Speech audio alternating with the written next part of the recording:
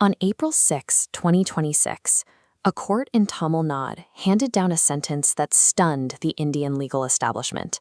9 police officers were sentenced to death for murder.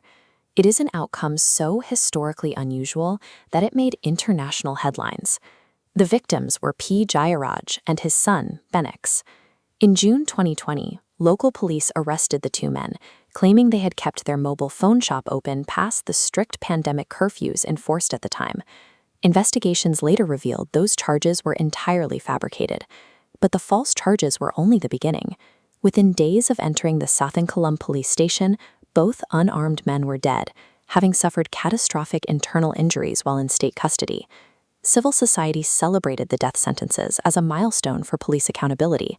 Yet, by looking closely at how this verdict was actually reached, we expose a deeply unsettling paradox operating at the very core of the Indian justice system.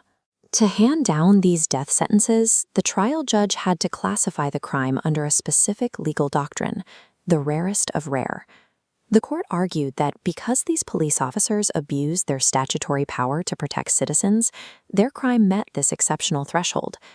Tracking custodial violence in India, government data shows 170 people died in police custody in just the first 3 months of 2026, nearly 2 deaths daily. Expanding the timeline to 1999, over 2,200 individuals have died in custody, yet convictions remain virtually zero. That is the paradox.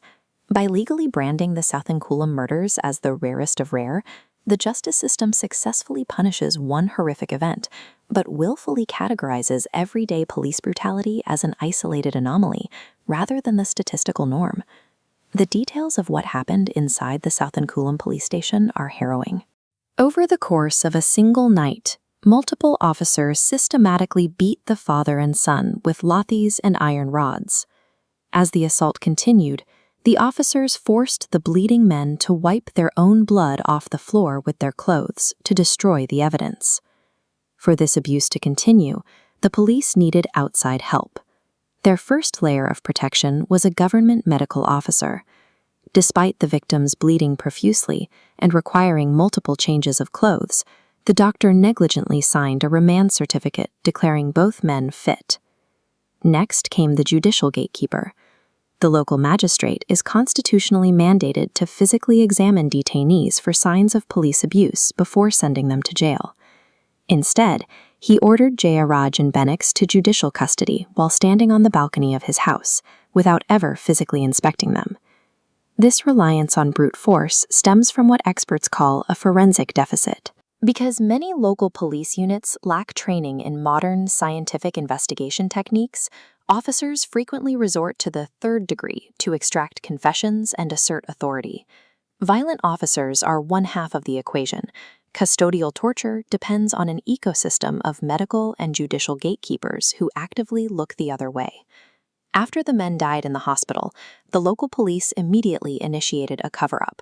Their first move was erasing the station's CCTV footage, effectively manufacturing a blind spot to protect the officers involved. The case would have died there if not for an unusual legal move. The Madras High Court took suo motu cognizance, acting on its own initiative.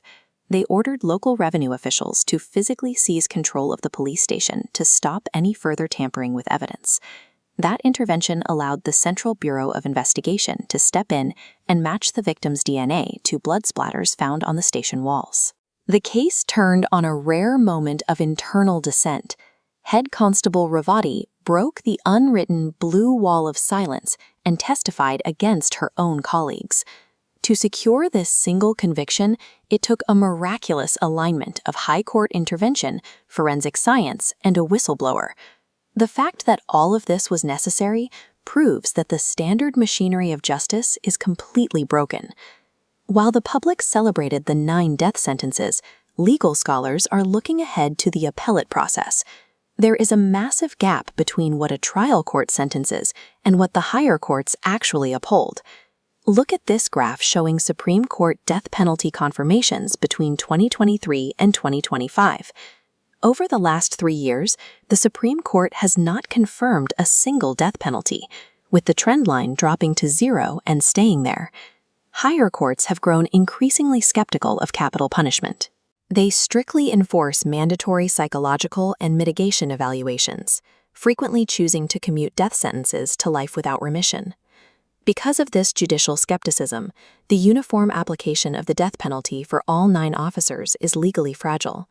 Upon appeal, these sentences are likely to be commuted, rendering the trial court's dramatic verdict a symbolic gesture rather than a final legal resolution. Human rights advocates argue that utilizing the death penalty is a deflection. It punishes one human rights violation with another, while doing nothing to dismantle the system that allowed the torture to happen in the first place. True accountability requires structural change. Specifically, India must ratify the UN Convention Against Torture, which it signed in 1997, and pass a standalone domestic anti-torture law. Currently, abusers are prosecuted under generic penal codes that fail to address the specific power dynamics of state-inflicted violence. We also need immediate enforcement of the rules we already have. The Supreme Court has mandated the installation of functional, night vision, tamper-proof CCTV cameras in every police station across the country, monitored by a centralized control room so officers cannot switch them off. The 2026 verdict brought historic retribution for Jayaraj and Bennix. But if we execute 9 officers and leave the underlying system untouched, we guarantee that the vast, quiet machinery of custodial violence will simply keep running, waiting to claim its next victims.